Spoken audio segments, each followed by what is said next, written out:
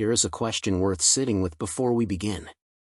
When was the last time you learned something, not consumed something, not scrolled past something, not half listened to something while doing something else, but genuinely learned something that changed how you think or what you're capable of? For many people, that question produces an uncomfortable answer. Not because they're lazy or indifferent, but because daily life has a way of absorbing all available energy into immediate demands. Work, family, obligations. And in the margins between those things, the path of least resistance, entertainment, distraction, the passive consumption of content that asks nothing of you and returns nothing lasting. This is not a moral failure. It is an extremely human response to an exhausting world. But it is worth understanding clearly, because it has consequences that compound over time in ways that are difficult to perceive until they've been accumulating for years. Here's what those consequences actually look like when you trace them honestly. The person who doesn't invest in continuous learning doesn't notice the deficit immediately. They're competent today. They have skills that work, knowledge that's sufficient, judgment that gets them through. But the world around them, the markets they work in, the technologies reshaping their industry, the problems they'll face in 5 years that don't exist yet today, is not standing still. And the person who isn't growing is falling behind, not because they're moving backward, but because everything around them is moving forward. Meanwhile, somewhere else, someone with the same starting point is spending 20 minutes a day learning something that matters. Reading something that challenges them. Listening to someone who knows more than they do. Thinking carefully about what they've absorbed and how it connects to everything else they know. Day after day, quietly, without dramatic gestures. And a year from now, 2 years, 5 years, the gap between these two people will be visible, in their judgment, their options, their confidence, their ability to navigate complexity and see opportunities that others miss. Not because fate was kinder to one of them. Because one of them invested in themselves daily and one of them didn't. That gap is what this conversation is about, and more importantly, how to be on the right side of it. Let's start with something that might seem obvious but is actually more profound than it first appears. Your mind is the mechanism through which every other advantage or disadvantage in your life is processed and responded to. Every opportunity you're presented with passes through your mind before it becomes action or inaction. Every problem you face is assessed and addressed through the quality of your thinking. Every relationship, every decision, every creative act, every setback and recovery, all of it runs through the cognitive and emotional apparatus you've built over the course of your life. This means that improving that apparatus, developing sharper thinking, broader knowledge, better judgment, stronger reasoning, is not one investment among many. It is the investment that improves the return on everything else.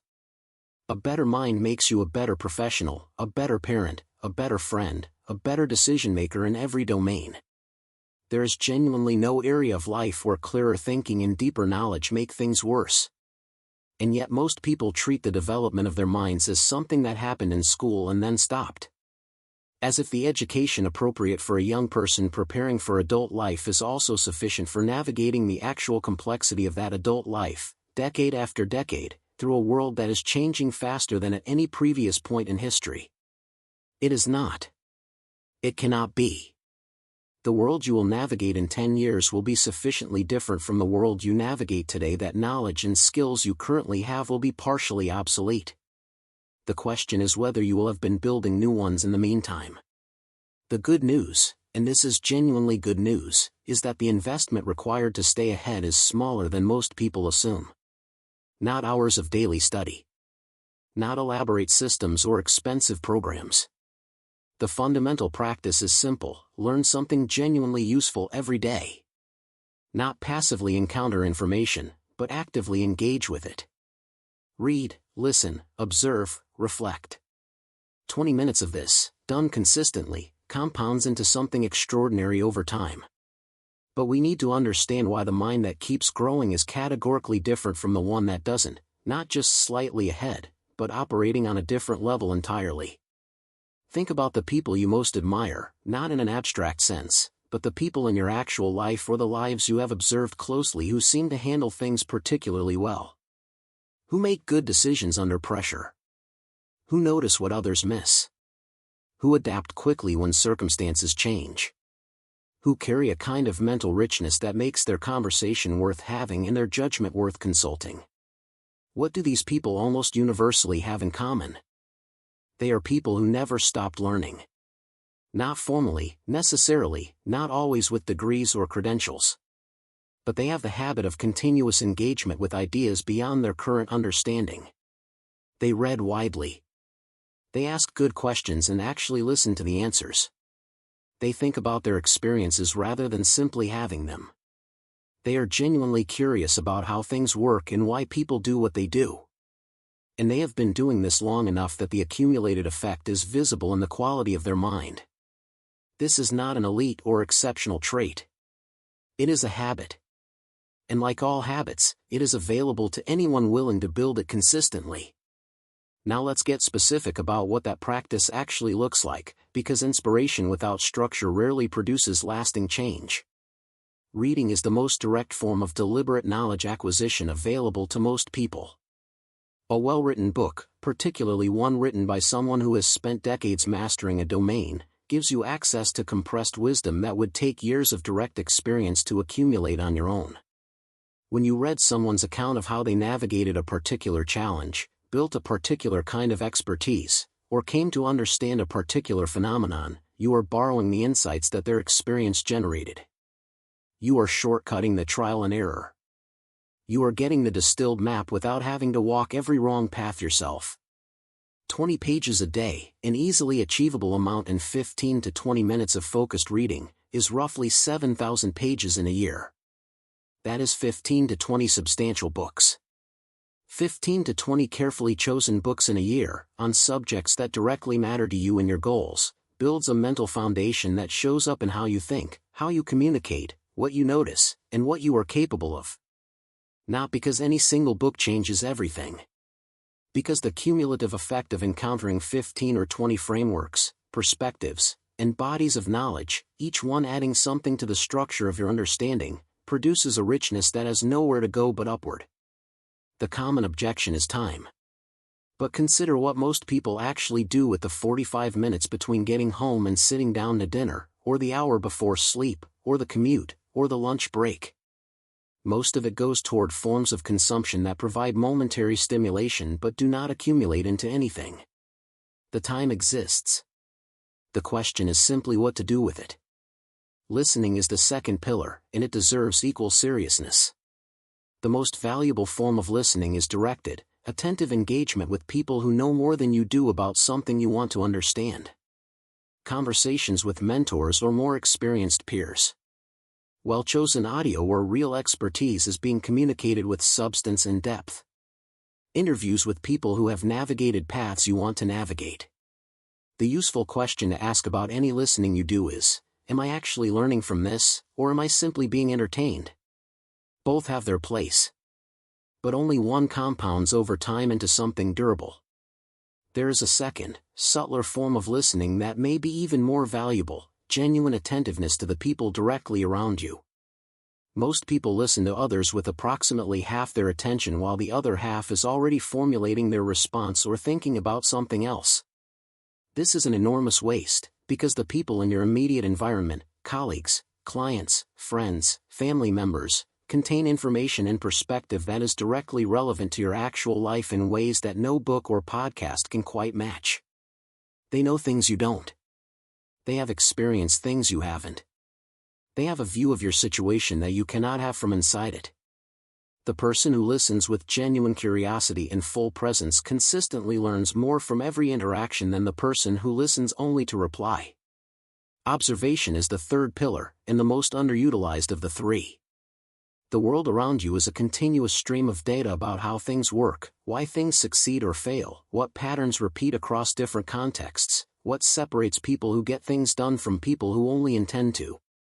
But this data is only available if you are actually paying attention, if you are asking, as you move through your day, what is actually happening here and why does it work the way it does? Most people move through life on autopilot, processing just enough of their environment to navigate it without extracting lessons from it. The deliberate observer develops the habit of looking beneath the surface. Why did that conversation shift when it did? What specifically is working about that person's approach to this problem? What can I learn from watching how this situation is unfolding? Experience is an extraordinary teacher, but only if you are actively drawing conclusions from it rather than simply having it happen to you.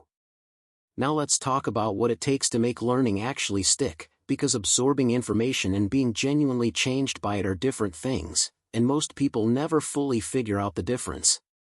The most fundamental obstacle to lasting learning is passive consumption. Reading words on a page without really engaging with them. Listening to something interesting while simultaneously doing something else. Watching content and forgetting its substance within hours. This kind of exposure produces the sensation of learning. You feel informed, stimulated, without producing the underlying changes in understanding and capability that genuine learning creates. The information passes through without leaving a structural trace. Active learning is the alternative.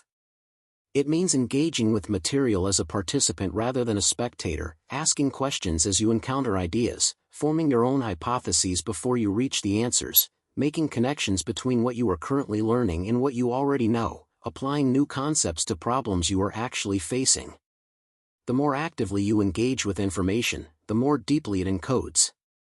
The more deeply it encodes, the more available it is when you need it, which, of course, is the entire point. One of the most powerful active learning techniques is also one of the most counterintuitive. Teach what you have just learned. Not to a formal audience necessarily, to anyone. Explain a concept you have just encountered to a friend or colleague. Write out an explanation as if someone else will read it. Record yourself talking through an idea you have just absorbed. What this process consistently reveals is exactly where your understanding is solid and where it has gaps you had not noticed. The act of translating something from the form you received it into a form you can offer to someone else requires a depth of comprehension that passive reception never achieves. If you can teach it clearly, you understand it. If you cannot teach it, you merely encountered it. Spaced repetition is another principle worth understanding and applying. The brain's memory systems are use-dependent. Things you encounter once and never revisit fade. Things you return to at increasing intervals strengthen and deepen. This is why intense cramming produces short-term recall but minimal long-term retention, while regular review of material over days, weeks, and months produces knowledge that genuinely becomes part of how you think. Whatever domain you are developing, build in regular return visits. Review key ideas. Apply what you have learned to new problems.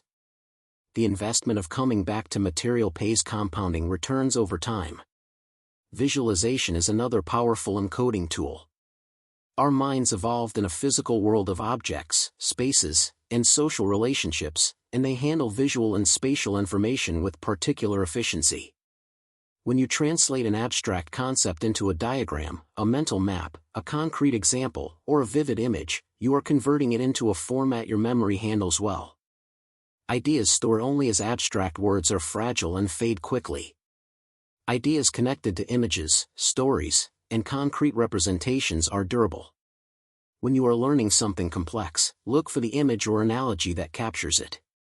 Draw the diagram. Find the concrete example that makes the abstraction tangible. And perhaps most critically, apply what you learn as quickly as possible to real situations. The fastest path from knowing something to truly understanding it runs through using it. When you encounter a principle or technique that seems relevant to your actual situation, look immediately for an opportunity to try it. The attempt, even if imperfect, even if the results are mixed, generates feedback that no further reading can provide. Learning that remains only in the conceptual domain is fragile and fades. Learning that has been tested against reality becomes robust. This is why people who are actively working in the domain they are studying tend to learn faster than observers. The feedback loop is tighter. The learning is applied immediately and corrected by actual outcomes.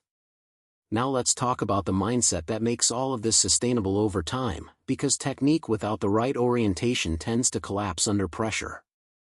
The most important shift is from a fixed to a growth orientation, from experiencing your current capabilities as essentially determined and stable to understanding them as substantially shaped by your choices and effort over time. This shift is not just inspirational framing. It has practical consequences for what you do when learning becomes difficult, which it always does. When you are operating from a fixed orientation, difficulty feels like a signal that you have hit the edge of your capability, evidence that this domain is not for you, that you should look for something easier. This causes people to avoid exactly the situations where the most growth is available, because those situations involve the discomfort of not yet understanding something. When you are operating from a growth orientation, difficulty feels like a signal that you are at the frontier of your current capability, which is precisely where development happens. Everything that is easy to learn, you have already learned. The discomfort of struggling with something not yet understood is not a stop sign. It is the feeling of your understanding expanding. Once you recognize it as that, it becomes something to move toward rather than away from. The other crucial element is patience with the compound nature of learning. Human beings are not well equipped, naturally, to perceive gradual change. We notice dramatic events and miss slow accumulations. This means most people dramatically underestimate what consistent daily investment in their development produces over years, while dramatically overestimating what it produces in weeks. You will not feel dramatically smarter after a week of deliberate daily learning. But you will be slightly sharper, slightly better informed, with habits of thought that are slightly more developed. Do that consistently for a year and the change is real and meaningful. Do it for 5 years and the person you have become is categorically different from the person you were.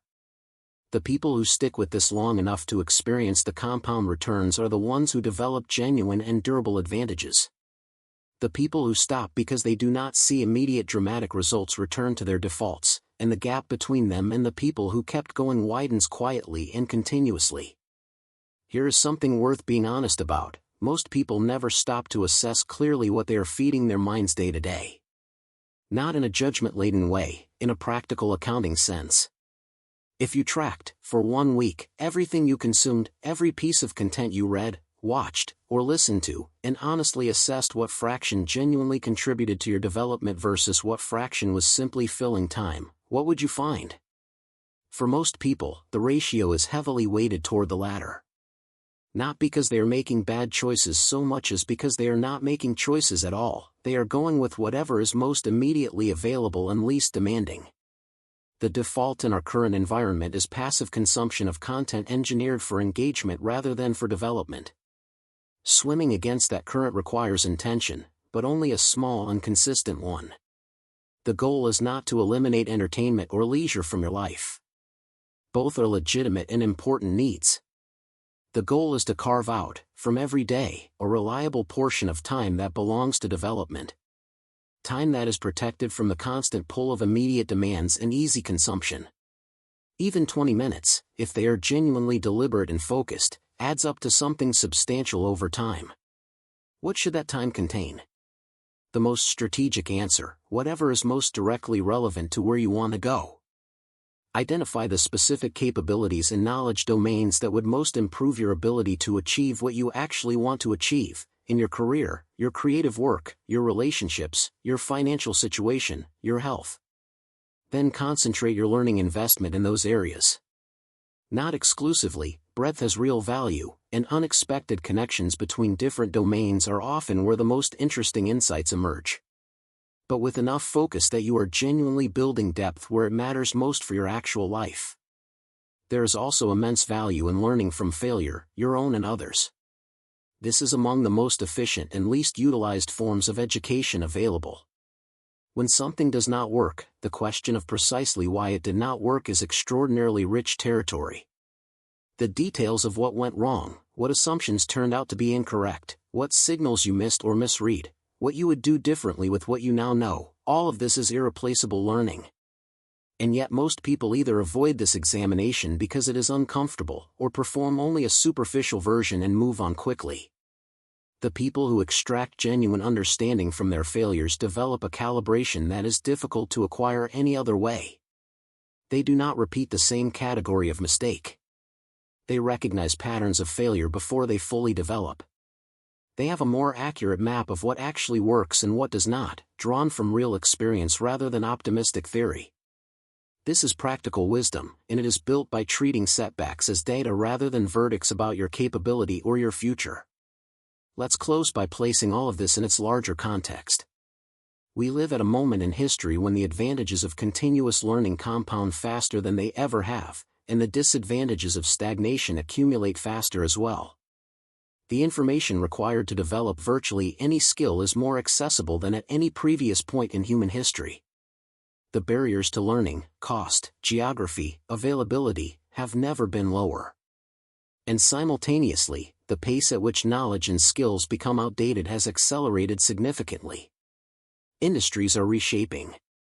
Technologies are transforming what is valuable and what is obsolete.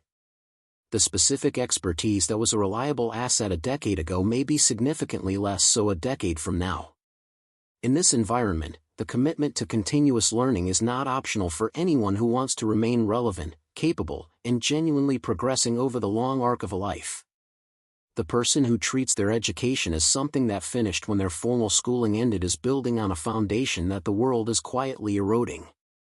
The person who treats learning as a lifelong practice is building on a foundation that grows stronger every single day. What kind of person do you want to be in 5 years? Specifically, not vaguely. What do you want to understand that you do not currently understand? What capabilities do you want to have that you do not have today? What problems do you want to be able to solve that currently feel beyond you? What judgment, what knowledge, what depth of understanding do you want to carry 5 years from now that you do not yet carry? None of those things will arrive as gifts or by accident. They are built, piece by piece, through the daily choices to engage seriously with what is worth learning. Through the reading you do when passive consumption would be easier. Through the thinking you do when not thinking would be more comfortable. Through the practice you maintain on the days you do not feel like it, because you understand that those are precisely the days when showing up matters most. Every significant capability you will have in 10 years is being built or not built right now. In the choices you make about what to do with your time today. In whether you open something worth learning or something worth forgetting. In whether you engage actively with what you encounter or let it pass through without leaving a trace. The opportunity is in front of you. It has always been in front of you. The question is simply whether you will take it, not tomorrow, not when things are less busy, not when conditions feel better arranged. Today. With 20 minutes. With genuine engagement. With a commitment to return again tomorrow, and the day after, and every day that follows. That is all it takes to begin. And beginning, done every day without exception, is everything. Let's also talk honestly about one of the most common traps that pulls otherwise motivated people away from consistent learning, the trap of waiting for the right conditions. Waiting until the semester is over, until the project is finished, until the kids are older, until work calms down, until life is less hectic. The uncomfortable truth is that life does not calm down in the way we hope it will. There is always another season of busyness, another set of competing priorities. Another reason why now is not quite the ideal time. The people who develop genuine learning habits do not wait for ideal conditions. They create small, reliable pockets of learning within whatever conditions actually exist. They read for 15 minutes before the house wakes up. They listen to something substantive during their commute instead of music or news. They keep a notebook and spend 10 minutes at the end of the day writing down what they noticed or what they want to understand better. These small, unglamorous, consistent practices are what actually produce the compound effect, not occasional intensive study weekends when the stars align, but the daily 5 or 10 or 20 minutes that happen because they are built into the structure of the day itself. Habit formation research is consistent on this point. Behaviors that are triggered by existing routines and that do not require willpower decisions in the moment are far more durable than behaviors that depend on motivation or intention alone. The person who reads after their morning coffee, every morning, without deciding each morning whether to read, will outread the person who reads enthusiastically for a few weeks and then stops when enthusiasm fades. Anchor your learning practices to existing routines. Make them automatic enough that the question is not whether but simply what to read, what to listen to, what to think about today. There is something else worth addressing directly, the relationship between learning and confidence. Most people assume confidence comes first, that you need to feel confident before you can engage seriously with unfamiliar territory. the actual relationship runs in the opposite direction. Confidence, genuine and durable confidence, is built through the accumulated evidence of competence. Through discovering that you can engage with hard ideas and make sense of them. Through watching yourself develop capability over time that you did not have before. Through the track record of having committed to growing and having actually grown. This means the path to feeling more capable, more confident, more equipped to take on what you want to take on, runs directly through the practice of learning, not around it, waiting until you feel ready. You become ready by doing. You build the confidence by accumulating the evidence that you can do the thing. Every expert, in every domain, was once a complete beginner. Every person you admire for their depth of knowledge or sharpness of thinking started from a position of not knowing. What separates them is not that they were given something you weren't. It is that they stayed curious long enough and consistently enough for the knowledge to accumulate into something substantial. That process is available to you, in exactly the same form, starting right now. One final thing to consider: what you do with what you learn matters as much as the learning itself. Knowledge that sits unused, that never gets tested or applied or shared, gradually fades and eventually becomes dormant. The return on any learning investment is maximized when you find ways to put it into practice, in your work, in conversations, in the problems you choose to engage with, in the way you approach decisions. Look constantly for the bridge between what you are learning and where you actually live your life. The more you build that bridge, the more robust your understanding becomes and the more genuine value the learning produces. You are not behind. You are not too old, too set in your habits, too far from where you want to be. You are precisely where you are, which is the only place any human being has ever started from. And from precisely where you are, the same path is available to you that has been available to everyone who has ever decided to invest in their own development, one deliberate, genuine, focused day of learning at a time. Start today. Not with a grand plan or a perfect system or a complete curriculum. With whatever single thing, in this moment, is most worth understanding better. Open it. Engage with it genuinely. Let it change something in how you see or think or understand. Then do the same thing tomorrow. And the day after. That is the practice. That is all of it. And it is more than enough.